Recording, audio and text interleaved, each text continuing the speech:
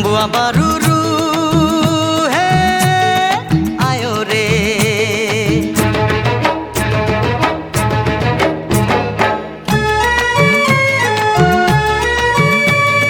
रिमझिम फुआर पड़े रिमझिम फुआर। तेरी नजर सब पे तुझे सबकी खबर पर ये पता है कि नहीं। मैंने तो सावन से कहा चुपके से, वो तूने सुना है कि नहीं। सावन से पहले मन ने बता दिया, साजन को नटखट बना दिया। हे काली घटाओं ने साजन को नटखट बना दिया।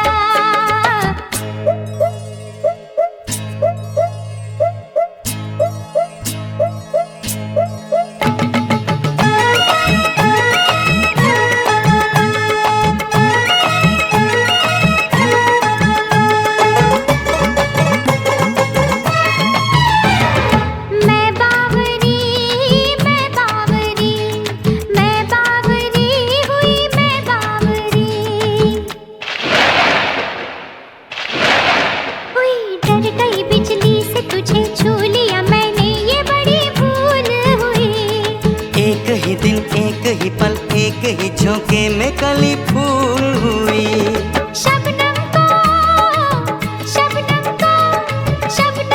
तुमने शोला बना दिया, साजन को नटखट बना दिया। ठंडी हवाओं ने गोरी का घूंघट उठा दिया। काली घटाओं ने साजन को नटखट बना दिया। नगर नगर डगर डगर पनघट बना दिया, गोरी का घूंघट उठा दिया। नगर नगर डगर डगर पनघट बना दिया, गोरी का घूंघट उठा दिया। साजन को नटखट बना दिया। गोरी का घूंघट उठा दिया। साजन को नटखट बना दिया। गोरी का घूंघट उठा दिया। साजन को नटखट बना दिया। गोरी का घूंघट उठा दिया। साजन को नटखट बना दिया। गोरी का घूंघट उठा दिया।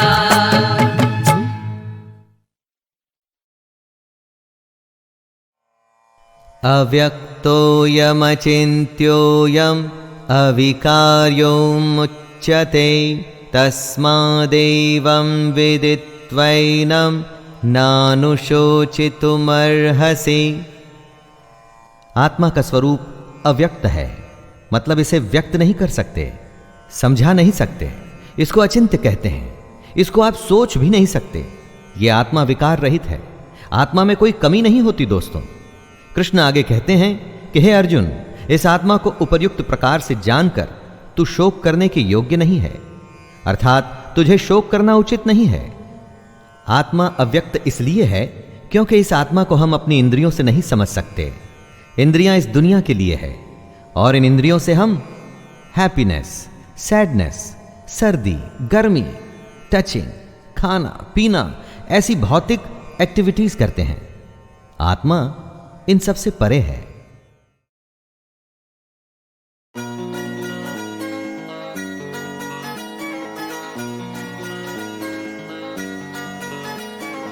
लाई मैं लाल चुनरिया, मैया मैं तेरी पूजा करूंगी।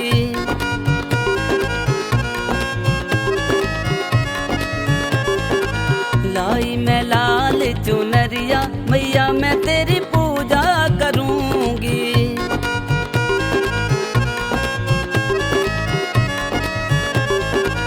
पूजा करूंगी मैं, पूजा करूंगी, पूजा करूंगी मैं, तुझसे मिलूंगी, पूजा करूंगी।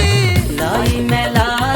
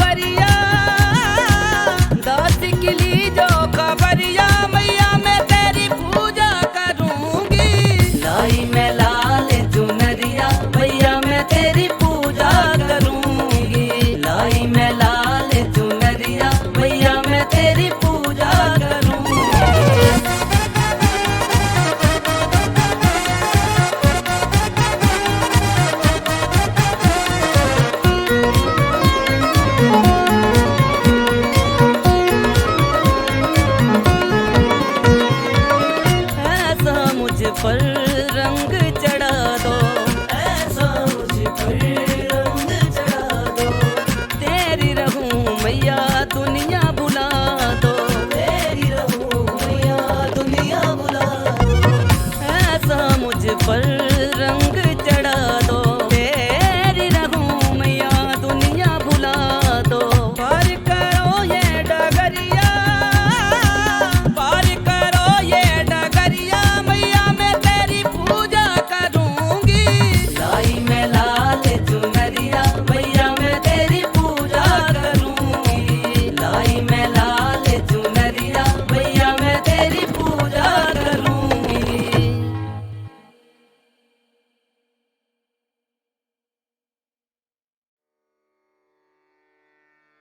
नमस्कार मित्रों, मैं शैलेंद्र भारती फिर से आपके सामने हाजिर हूं भागवत पुराण की कहानी भीष्म मृत्यु को लेकर के।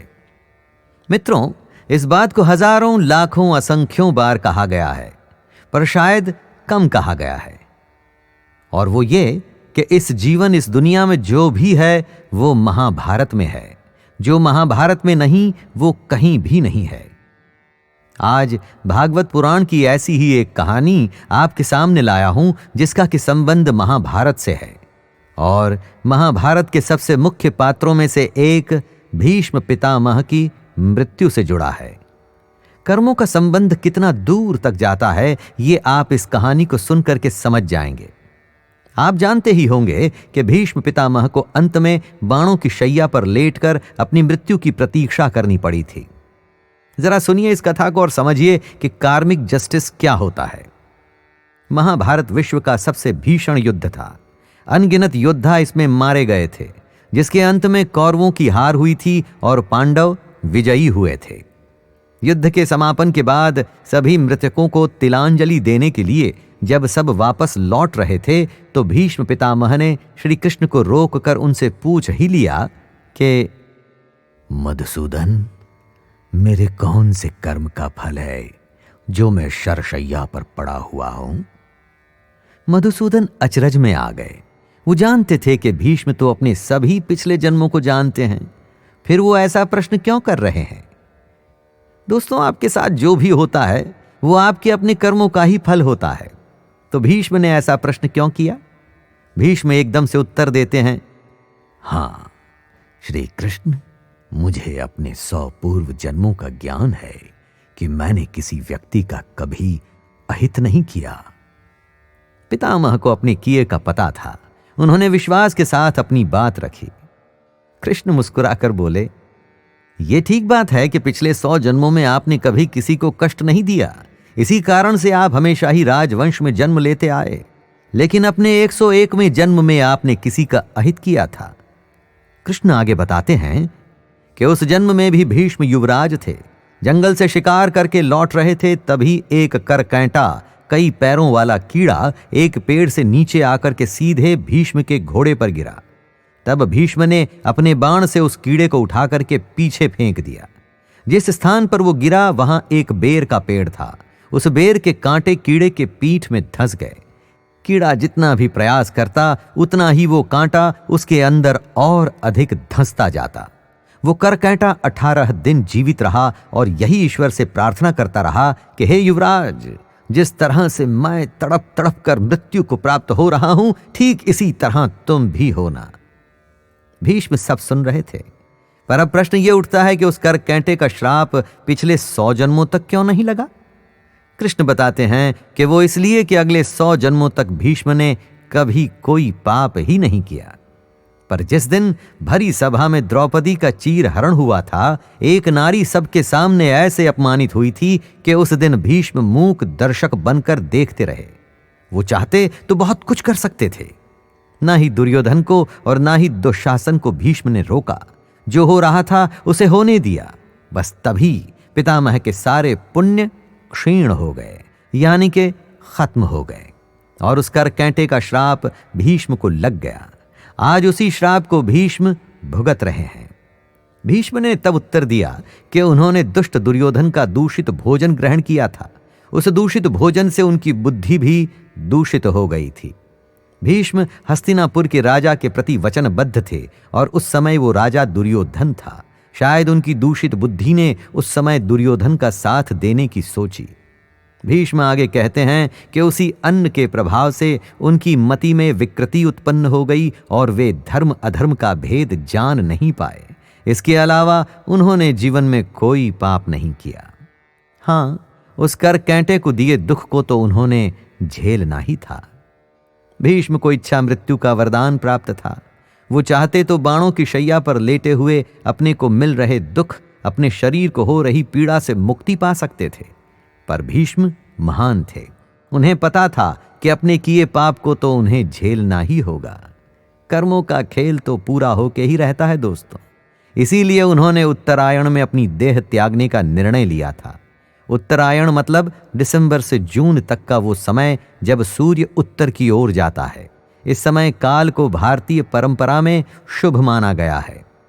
बाणों की शैया पर लेटे हुए भीष्म इसी उत्तरायण की प्रतीक्षा कर रहे थे और अपना पाप भी काट रहे थे। ऐसी महान संस्कृति है हमारी, जिसमें जीवन के हर प्रश्न और उसके हर पक्ष की विवेचना हुई है। भीष्म दुर्योधन की ओर से लड़ने के लिए बाध्य थे, क्योंकि उन्होंने हस्तिनापुर की रक्षा का प्रण लिया, पर एक नारी के अपमान को वो रोक सकते थे। आप कह सकते हैं कि उस सभा में और भी तो लोग थे, ब्लेम उन सब पर भी तो जाएगा। बिल्कुल जाएगा। उनको भी उनके कर्मानुसार फल मिला और मिलता ही है। आपको और हमें भी मिलेगा दोस्तों। यदि आपको लगता है कि सब कुछ ठीक चल रहा है और यदि आपने कुछ गलत किया पर आपके साथ कुछ गलत नहीं हुआ और आप बच गए, ना, बचता कोई नहीं दोस्तों। ईश्वर को यदि आप ना भी माने, कर्मों का न्याय तो साइंस के सिद्धांत के जैसे ही है, उसे तो होना ही है। सृष्टि इन्हीं सब नियमों से ही तो चल रही है। एक कीड़े को अनजाने में दिए गए दुख से महान वीर भीष्म को बाणों की शैया मिली, तो जो जानबूझकर दूसरों को कष्ट देते हैं या किसी का दिल दुखाते हैं, उनको होने वाली पीड़ा का अंदाजा आप लगा ही सकते हैं। आज नहीं तो कल हिसाब तो सबका होगा। तो क्यों न खुश रह करके अच्छे कर्म करके जीवन को बिताया जाए दोस्तों। विश्वास कीजिए, उसमें झंझट बहुत कम होगी। तो आइए, इसी बात के साथ मैं शैलेंद्र भारती आपसे आज्ञा लेता हूं। धन्यवाद।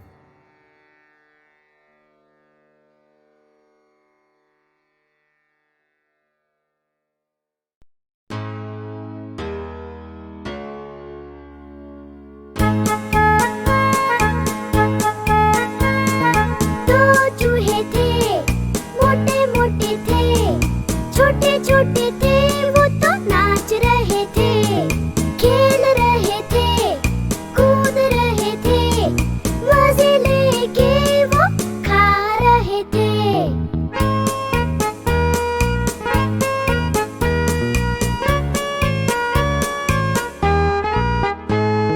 बिल्ली ने कहा, मैं भी आऊंगी, ना मौसी ना तुम ना आना, हमें मार डालोगी, फिर कहाँ जाओगी, हम तो नहीं आएंगे, हम तो भाग जाएंगे, हम तो नहीं आएंगे, हम तो भाग जाएंगे।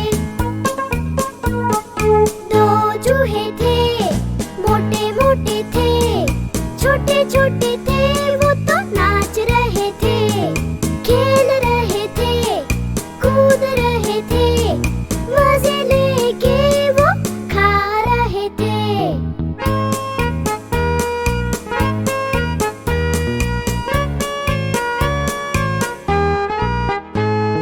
बिल्ली ने कहा, मैं भी आऊंगी, ना मौसी ना तुम ना आना, हमें मार डालोगी, फिर कहाँ जाओगी, हम तो नहीं आएंगे, हम तो भाग जाएंगे, हम तो नहीं आएंगे, हम तो भाग जाएंगे।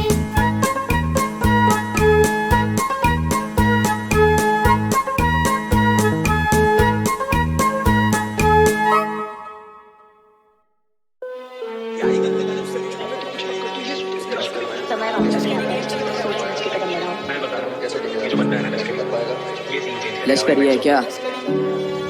या मदद के नाम पे सलाया, शाबाशी दे दो मुझे मेरी कलाया, आजादी दे दो मुझे मेरा बचपना फिर से बैठा लो उन कंधों पे उठा लो। दादाजी तूने सीन उठाते देखा मुझे पर मैंने हाथ उठाते देखा मेरे बाप को। माने था बोला तू बनेगा स्टार, में बैठा हूँ पकड़ के बात को, दे दिए पंख सपनों को, किताबें देखी है मौत अपनों को, चीता पे टीबी की बीमारी, बुआ को शिट मरी को, सामने मरना तो लिखा है पर मेरा अपना ही क्यों, गम इतना दिलों में रखना ही क्यों, तोड़ना ही है तो दिल मेरा तोड़ दे पर जाने मन सपना ही क्यों। हाँ तेरा बस पाने पे ध्यान था, काश तू मेरा खोना समझ पाती, मैं कितना भी छुपा लूं उससे पर माँ मेरा रोना समझ जाती। रटा था रैप पहली दफा बॉम्बे 70 नहीं सी दबा, लिखा फिर रैप निर्भया पे मैंने, लोगों ने बोला कि क्रेजी लगा। स्कूल में लाजमी आना शर्म, भरी नहीं फीस बहाना खत्म, टिफिन में हमेशा खाना गरम, दिलों में दर्द और गाना मरम। प्राउड होता भाई मेरे सक्षम आज, लश्करी पढ़ना में नक्सलबाज, लग्जरी लश्करी दर्शन साथ, भाई मुझे आ गया बचपन याद। पहले थे 4 अब बचे हैं 3, बहन की शादी उधारी कठिन, रहता मैं बाहर तो अकेली माँ, बीते नहीं रात और कटे ना दिन, पता नहीं कब हो गई दिन से रात, माँ बोली करता तू नींद में बात, लिख रहा था गाने पहाड़ों के लिए, मैं सपनों में बैठा था झील के पास, पत्थर फेंके घर पे जिन के कांच को, लोहे ले रहता मैं जिन के साथ, खाते में चाहिए 7 फिगर्स, शून्य चाहिए गिन के साथ, अब मैं नहीं घूमता 3 के साथ में, सीन के पहले और सीन के बाद, कैसे तेरेंगे ये 3 के आज, वो भाई थे निकले आस्तीन के साथ। मैंने बोला कि मैं ही तो खुदा हूँ, वो बोले हिसाब से बात कर, कलम बोली कि मुझे नहीं चलना है, मैंने बोला किताब से बात कर, मैंने बोला मैं ग्रेमी ले आऊंगा, वो बोले औकात में बात कर, माँ से बोला कि कंप्यूटर दिला दो,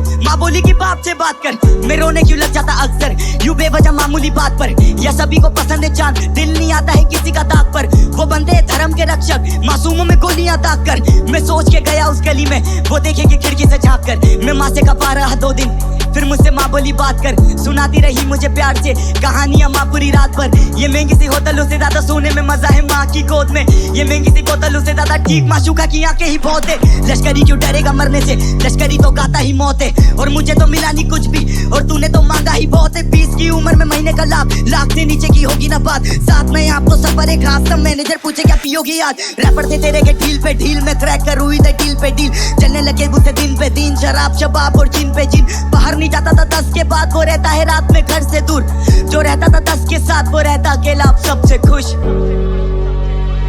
लश्करी है क्या, लश्करी ही है।